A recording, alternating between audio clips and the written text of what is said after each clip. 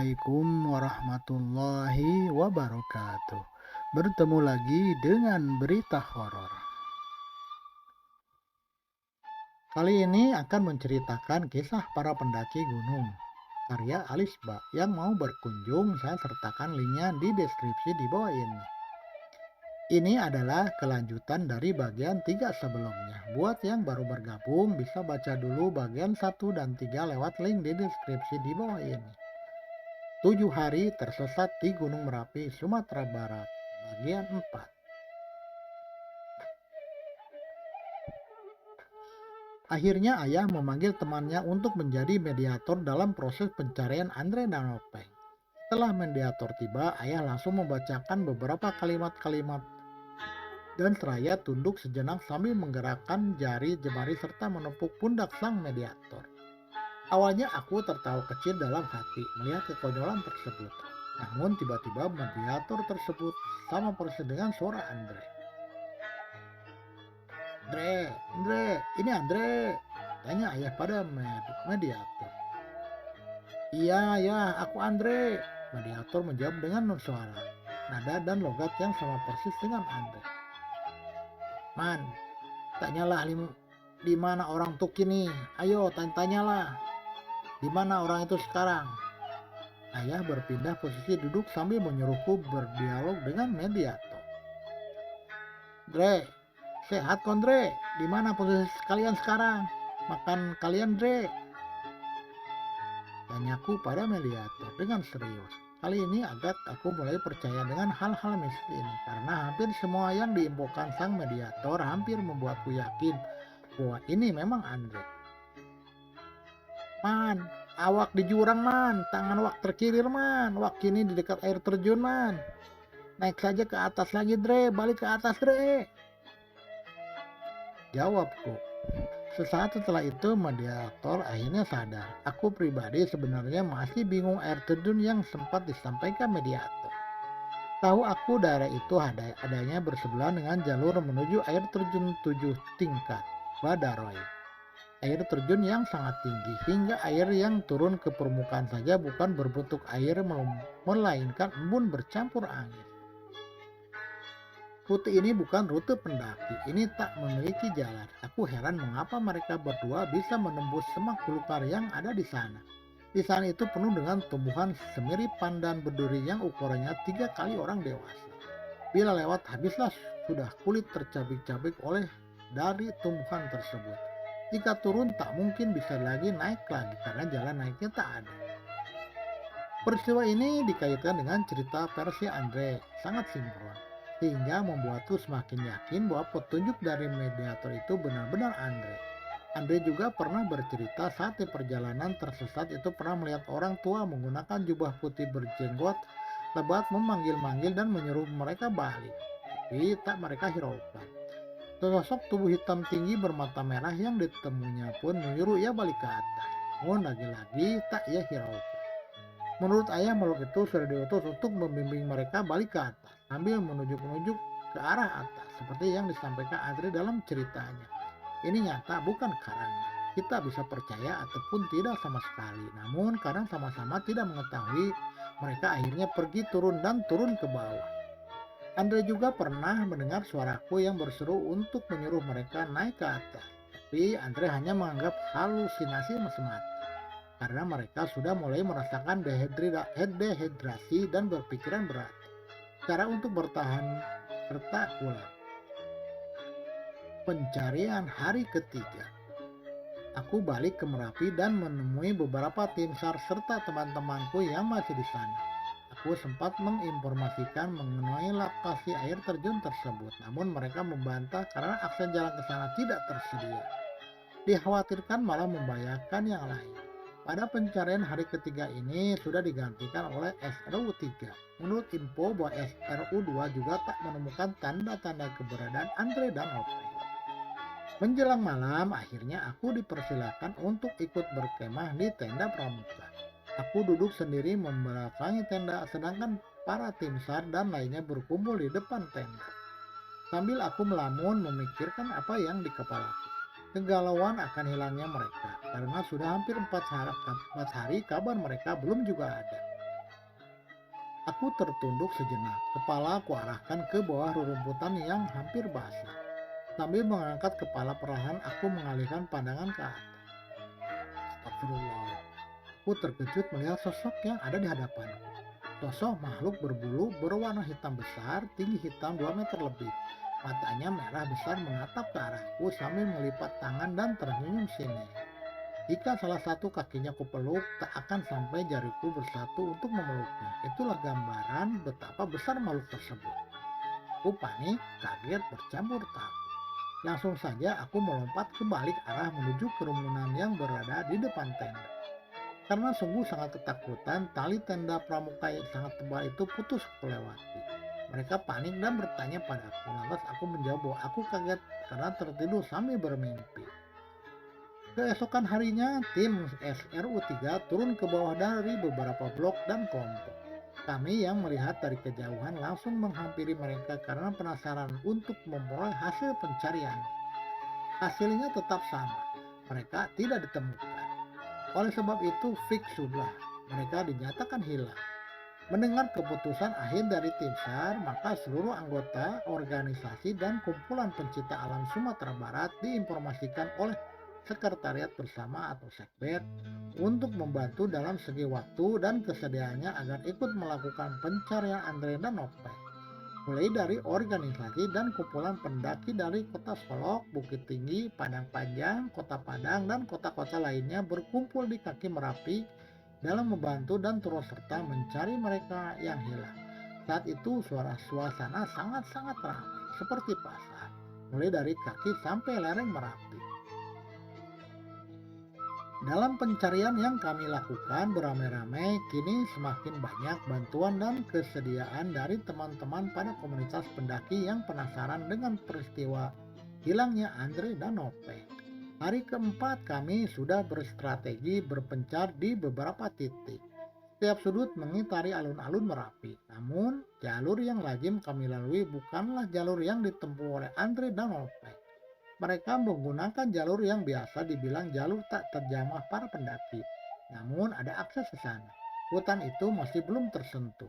Tak ada tanda apapun yang bisa digunakan sebagai petunjuk. Bila percaya mungkin mereka bisa menerima saranku waktu itu.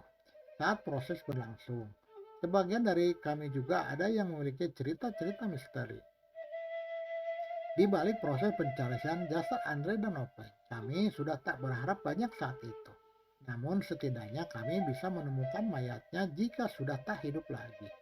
Kejadian demi kejadian pun beruntun terjadi. Ada beberapa orang dari kami melihat sosok perempuan berambut keriting setengah telanjang berada di permukaan tebing jurang sambil menungging. Makhluk itu sama persis dengan makhluk yang dilihat oleh Nopeng di tepi jurang. Bisa diasumsikan sebenarnya mereka sudah hampir menemukan rute yang dilalui Andre dan Nopeng. Namun saat itu ada satupun yang berani turun ke bawah karena cukup jauh. Hampir sering makhluk itu menampakkan diri dengan posisi dan kondisi yang sama. Tersiar kabar bahwa dulu pernah ada pendaki wanita yang terjatuh di jurang tersebut. Setelah tim SAR berhasil menemukan mayatnya, perempuan tersebut mati dengan kondisi terjepit di bebatuan jurang. Ada juga yang pernah bertemu dengan seorang bule, lelaki dengan jambang. Namun karena sosoknya yang tidak mencurigakan, para pendaki tak pernah menghiraukan orang asing tersebut. Mereka juga sering dikunjungi oleh warga negara lain dari Prancis, Jerman, Australia, dan sebagainya. Sangat sering pendaki berpas-pasan dengan bule tersebut. Sampai akhirnya diketahui bahwa bule tersebut adalah Abel Tasman, pendaki asal Gunung Pangilun, Padang yang telah wafat sekitar tahun 90-an tempo dulu. Abel Tasman dulu pernah bereksplorasi di puncak Merapi. Namun karena tampaknya saat itu gunung mulai menunjukkan kondisi akan meletus. Para pendaki berhamburan turun ke bawah dengan sedikit guncangan gempa kecil beruntun. Abel yang saat itu hendak turun dari puncak melihat ada seseorang yang terjatuh dan tak sanggup lagi berjalan. Karena rasa iba, Abel menggendongnya untuk turun ke bawah bersamanya. Namun karena beberapa guncangan besar, akhirnya pendaki dan Abel terjatuh ke tepi kawah terjal puncak Merapi. Naasnya Abel terjatuh ke dasar tebing, sedangkan pendaki tersebut selamat karena tersangkut di pinggir tebing. Sehingga untuk menghormati jasadnya dibuatlah sebuah tugu dengan nama Tugu Abel. Untuk membedakannya sangat mudah. Jika kita bertemu bule berjalan sendiri menuju penurunan atau lagi turun, sudah dipastikan itu Abel. Karena jika bule mendaki di Merapi pasti selalu membawa pemandu. Dan ciri berikutnya adalah arwah Abel selalu berjalan menuju bawah, sehingga jika bertemu para pendaki yang hendak naik akan berselisih dengan Abel yang hendak turun. Pencarian hampir terus dilakukan dengan menelusuri tiap-tiap sudut dari kaki hingga puncak Merapi. Semakin hari semakin berkurang tenaga peserta yang membantu dalam proses pencariannya. Mereka telah dinyatakan hilang dan mungkin sudah dinyatakan tak bernyawa. Sehingga target utamanya adalah hanya untuk mencari jasad mereka berdua saja. Ini merupakan hari keempat pencarian berlangsung. Belum juga ditemukan sedikit tanda keberadaan mereka. Merapi mempunyai sejuta misteri di dalamnya. Sungguh hal ini membuat kami berpikir keras untuk memutar otak dan sangat menguras tenaga. Karena dalam berbagai perdebatan ketika pencarian, sangat banyak asumsi-asumsi yang timbul dari beberapa pemikiran. Jika mereka mati, pasti mayatnya ditemukan. Jika mereka hidup, apakah bisa mereka bertahan selama beberapa hari ini tanpa perlengkapan dan logistik makanan? Hanya dengan menggunakan baju tanpa lengan dengan celana pendek. Rasakan dinginnya udara ketinggian yang mungkin tak mau dihuni primata hutan. Pertanyaan-pertanyaan ini selalu berbanding terbalik. Di satu sisi kami menganggap mereka sudah tiada, namun jasadnya saja tak ditemukan. Di satu sisi jika mereka hidup, bagaimana mereka bisa bertahan dengan kondisi seperti itu? Tuhan memang punya rencana besar. Tak satu pun di antara kita yang mampu menebak setiap teka-teki yang tersedia di muka bumi ini. Hari ini aku berencana kembali ke Padang untuk bergantian dengan temanku yang lain. Sehingga dalam pencarian ini aku sudah 2 kali pulang ke rumah untuk beristirahat dan menenangkan pikiran. Jadi hari pertama aku di Merapi, hari kedua pulang, hari ketiga balik ke Merapi, dan hari keempat kembali ke Padang. Rencananya besok aku akan kembali ke Merapi setelah usai mengisi tenaga. Aku sangat-sangat lelah saat itu, makan tak teratur, kurang tidur, mandi pun bisa dihitung. Aku bisa merasakan keadaan mereka di sana, tersesat di rimbunnya hutan, tanpa makanan, tanpa minum sewajarnya, tanpa alas kaki, tanpa kain penghangat tubuh yang layak, tanpa arah, tanpa tahu pasti di mana langkah mereka berakhir. Sampai aku di rumah dengan langkah gontai murung bagai kucing terkena air. Ayah saat itu sedang duduk bersila di ruang tamu. Saat aku melangkahkan kaki pertama di depan pintu, ayah langsung berkata padaku, "Man, bawa kawan ang, Basoba man." Artinya, "Man, bagaimana kawanmu? Sudah bertemu man?" Saat itu ayah berbicara sambil tunduk dan menutup mata dengan nada suara datar. Sangat berbeda saat itu, gerak-gerik ayah sangat berbeda. Namun tanpa rasa curiga aku menjawab pertanyaannya tersebut dengan lama. "Belum lagi ya," jawabku. "Man, kau jangan cemas pula, kawan kau ini ia itu tidak apa-apa. Sudah ada yang menuntun orang itu ke jalan untuk pulang," tutur ayah. Mendengar ayah berbicara seperti itu sempat membuatku keningku berkerut.